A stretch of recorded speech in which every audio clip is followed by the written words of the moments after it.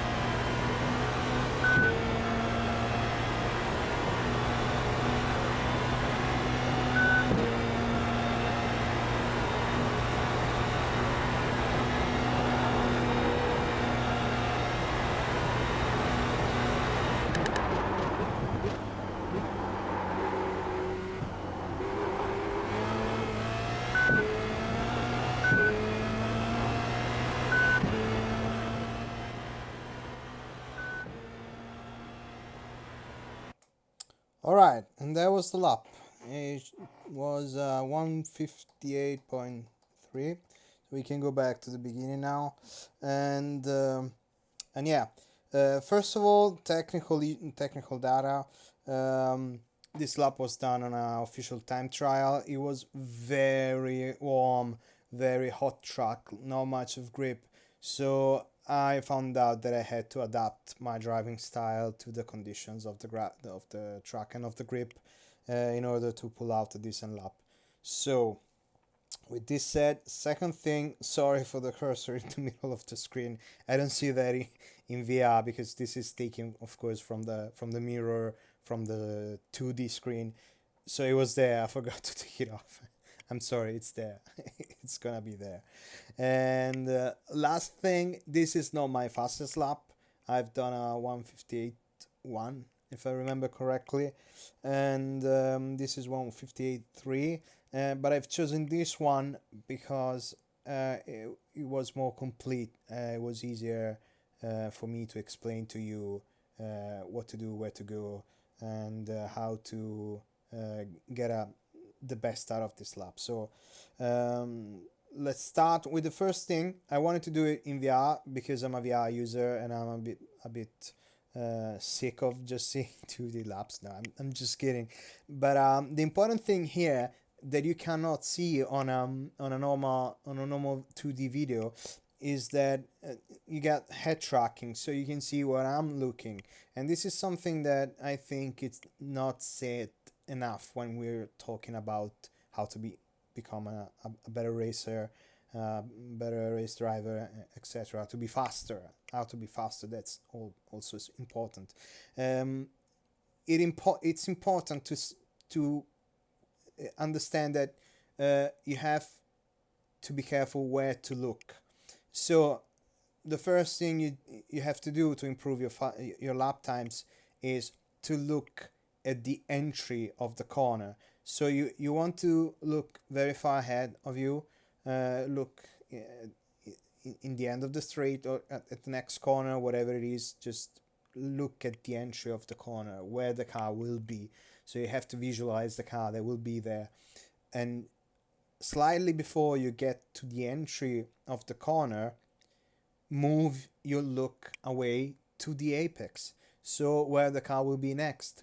So you are at the entry of the corner and you're looking at the apex. Then you move the car to the apex, and slightly before that, you're looking at the exit of the corner. So where the car will be when you will be out of that corner. So of course you won't get a full eye tracking of what my eyes are doing, so you will just see what my head is doing.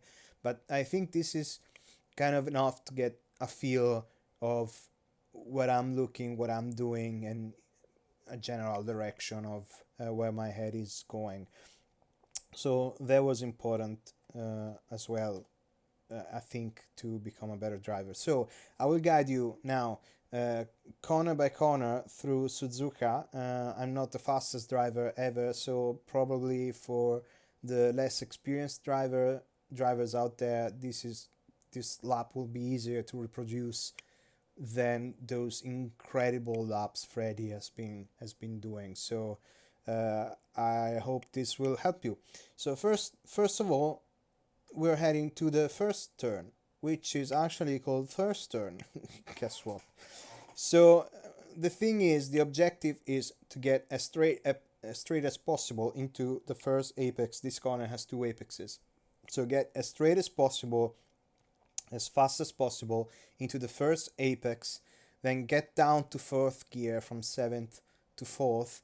You don't have to brake much. Try to keep the car as straight as possible while heading towards the second apex. Brake just a little bit to help you slow down. Get down to fourth, hit the second apex, and then put the third gear while accelerating. So you don't want the third gear to slow you down. You want it to have a better torque out of the engine. So put the third gear while accelerating as soon as you hit the apex, and then fly away. One thing that you can do to get into the first apex if you don't feel comfortable, and this is weather dependent and grip dependent, of course, but you want to lift just a little bit to help the car turn in, so you unlock the differential a little bit. So you get here, you slam the car in, you see I'm just lifting a little bit, and then when you get to the apex you start braking.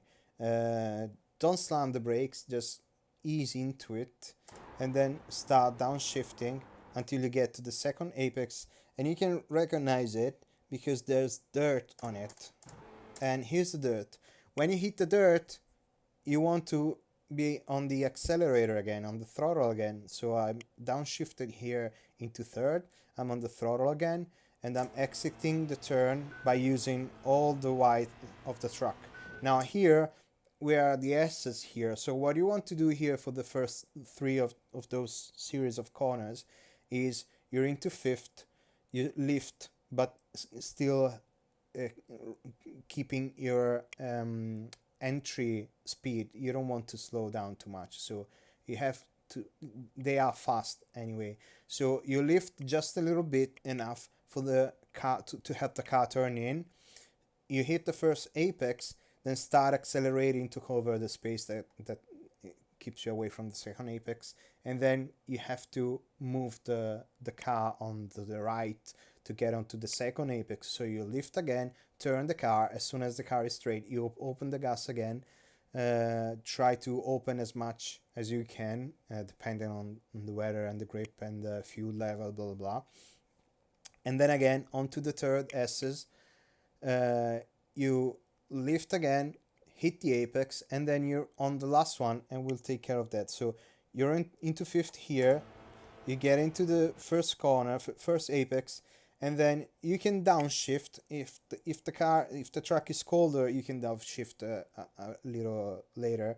You don't have to brake to downshift here, just lift a little bit and just downshift, and you can just go into fourth, and the engine will be happy and responding better. Well, here again you hit the apex, and then you're here, and you will have to sacrifice this turn here in order to take Dunlop curve, which is the next turn, the Dunlop turn, to get it a bit better. So you have to kind of hug the inside here, and the objective here is to open the throttle as soon as possible and never lift. Keep the foot down as soon as possible and never lift until you get to the braking zone after the next three series of after the Dunlop curve. So the thing, in order to do this, you have to sacrifice a bit of speed into this turn to stay on to the right side of the track, exiting from here. So you're into fourth gear, you're losing speed. You don't have to brake, but you can brake just a little bit, and then approximately here. But this is weather dependent and of course pace dependent. You find your place. If the weather is cold, you don't need to go back to third, but this is very hot, there's not much grip, so you go back to third while accelerating. This is important. You see here, I'm accelerating, I'm not braking. So I'm accelerating, I'm down in third, I keep on pushing. Okay, I squeeze the throttle. I try to stay onto the right side of the track because then I will have an easier way to get into the Dunlop curve. Okay, right side of the track. A couple of drivers, experienced driver, they put the two tires on the grass. That's dangerous, so you don't need to do that. But you know it's an option. And then absolutely pedal to the metal. Your foot is down, and you never lift. You just try to keep the car straight and balancing it out, and then you're out. The earlier you do that, and the earlier you're on full throttle, and the lower your lap time will be. This is very important because you can gain a second in this turn here. Then we're here, and we hit the 50 meters mark. Here it is.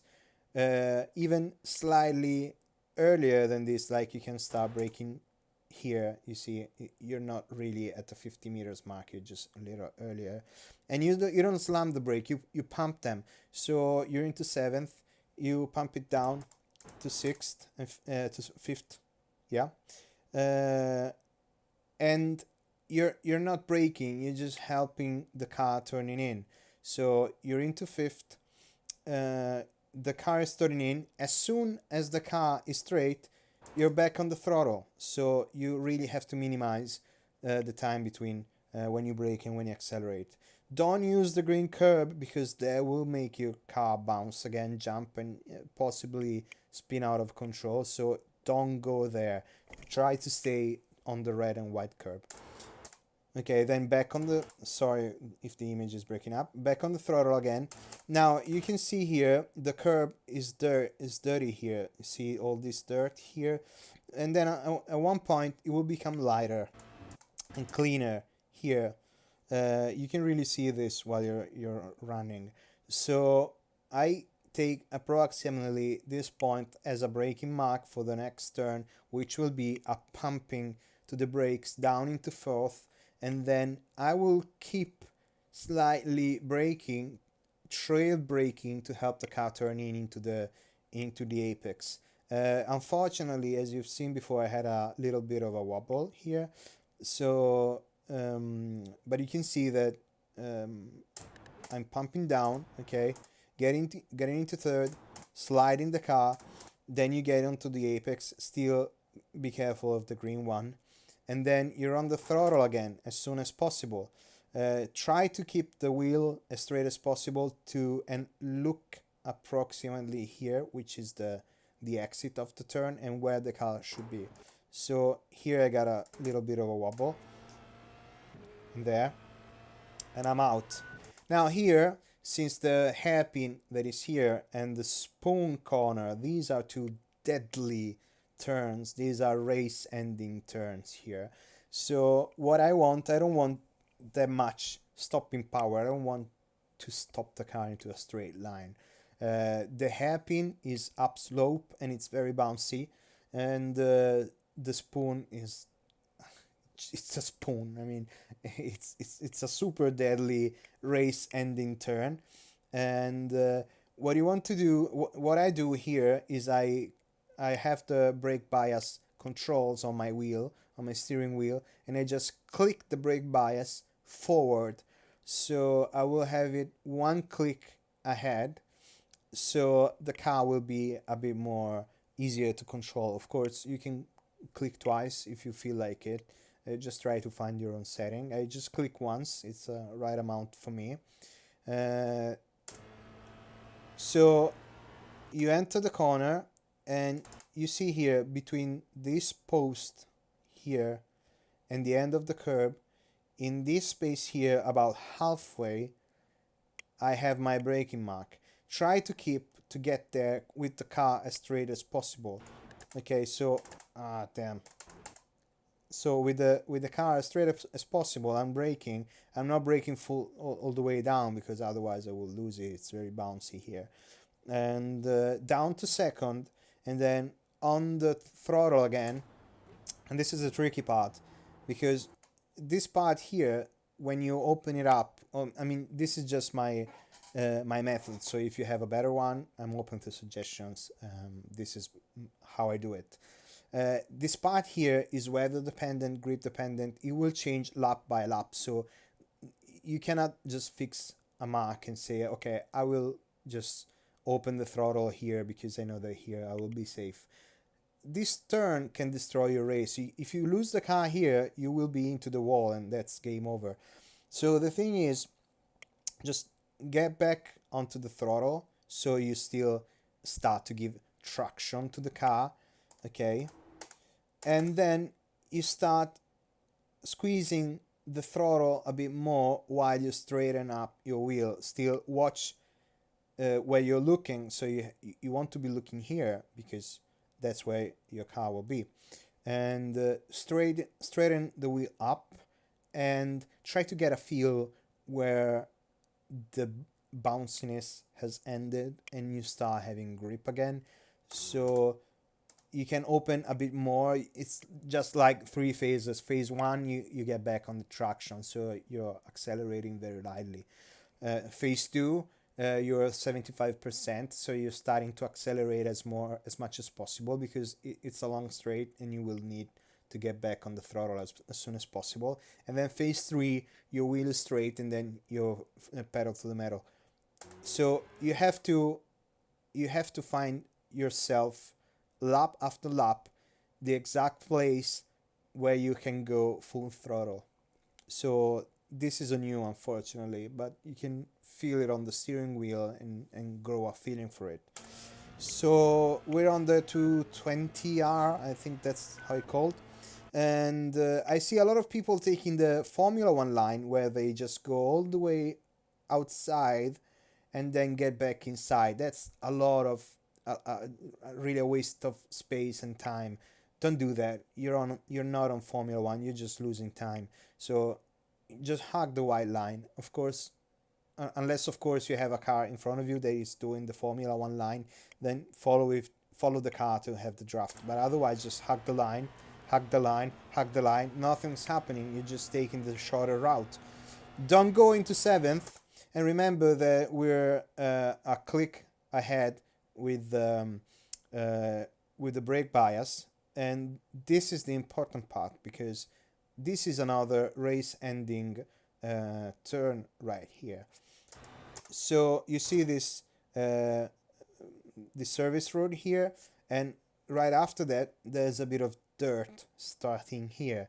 So if you don't feel very confident, you're not that fast, start braking like here after the service road. If you want to put down a fast lap, or a fast racer, and you're confident in your ability with the car, you can start braking when the dirt starts. And what you want to do, and this is the plan that I will tell you, you're in 6th gear, don't go into 7th. Even if you're limiting, you don't really need to go into 7th. That will take a lot of time out of you, because you have to go into 7th and then go back into 6th again. It will unsettle your car. It will be harder to brake, and it can be a mess, and you're not gaining that much time. So don't go into 7th. Stay into 6th. When you get to the dirt, start braking slightly, or pump it up and then release it as we did before. And then head to the apex here, down in 5th. And keep on braking to unsettle the car and have the back sliding out to help turn in. As soon as you're on the apex, go back to fourth and stop braking. If you keep on braking after the apex, you will lose the car, guaranteed. So you're in sixth, get to the dirt, brake, fifth, get into it, hit the apex, get into fourth, stop braking, and as soon as you balance the car, you have back the grip, back on the throttle, that it will help, the differential will help you straighten the car, and then prepare for the second part of spawn. So fifth, you see, I didn't brake that much, just slow down a little bit so you can have much higher apex speed. Then wait for the grip, and then back on the throttle, that it will help you to straighten the car. Go on to the right side here of the track. Don't go on to the green side. I've seen people do that. It's just a loss of time. Go on the right side of the track. Then again, trail braking, brush braking actually. From fourth to third, you have to move early. So approximately when you start seeing the curb, you have to start moving towards the apex. Otherwise, you'll miss it. Turn the car back in third. You can go back in third here actually. You can do better. But the important thing is that you go back to the throttle as soon as you can. So you can't go too early on the throttle, otherwise you will, the turn is closing down, so you will go out. So as soon as you're on the apex, steal the dirt here and the tire marks. So go back on the throttle, squeeze it, and you're on the straight. Then move the car on the shorter path, which is here on the right, and then move it back to the right here. At this point, I'm doing nothing, and I want stopping power for the next corner, not this one, but the chicane at the end of the turn of the lap. So I'm moving the brake bias back to 55.8 or whatever you will use, because it's setup dependent. So I will move it back one click to the beginning. And then I'm preparing for the next turn. And you remember what I told you at the beginning, that it was very important where you look, blah, blah, blah. This is where it is super important. You get to the 50-meter mark here, and you start turning sharply into the corner, and you look at the apex. You don't look anywhere else. You don't look at the car in front of you. You look at the apex because the car must be there. So you get to the 50-meter mark, and I will slow it down a little bit, and you turn sharply into the corner. Okay, you have downforce, so don't worry about that. You hit the apex, and now you're here. Again, don't do the Formula 1 line. It will just bring you outside, and you have to go back inside. You're just losing a lot of time. Just keep on turning, follow the turn, and prepare for the hairpin. Okay, 100-meter mark. We're back to our original brake bias. It's down here. You can see it. Okay, but let the 100-meter mark go past you. You can really brake late here, and what you want to do is to use the aerodynamics to slow you down. So you're slamming the brake at the beginning. Don't let the wheels lock, otherwise you will just miss the turning point. So don't make the wheels lock. That's very important. So you slam the brakes when you're in seventh. You have to get down quickly into second. So downshift, downshift, downshift, and as you slow down, you start releasing the brakes. Otherwise, you will lock. That's how it is. But what you don't want to do is to get to the turning point and you're already in second. You want to keep braking and trail braking into the turn. So I will slow it down for you. Come on. You see, I'm in third and I'm turning and I'm trail braking into the apex here. Okay, so I will have a very nice turn in. I will have a brake later. I will be faster. And now I'm here. I'm back on the throttle to balance the car, to get more speed out of here. I will get to this apex. Sorry again, to this apex here. Don't use the green curb. That's deadly. Again, it will make your car bounce. You will lose a lot of time. And possibly you will spin. So don't use the green curb. That's very important. And here, you're accelerating just a little bit. You wait for the car to get down the curb. You wait for the car to stop bouncing. You wait for the car to have the wheel straight. You head to the next apex here. And then got a little bit of a wobble. And then you're back on the throttle. Back on the throttle. Again, don't use the Formula 1 line when you go all the way on the left. You're losing time. So if you're hot lapping, keep on hugging the white line. Even here, this is the quickest way. If you're on a race or you're doing more than one hot lap, go to the middle and then slowly move to the left. And this was 158.3. Okay. That was my VR lap in Suzuka. I hope you enjoyed it. I hope you learned something out of it and it could help you a little bit in becoming a better driver. And if you have suggestions for me to improve my lap times, of course, they're always welcome. So have fun, see you on track, and stay safe.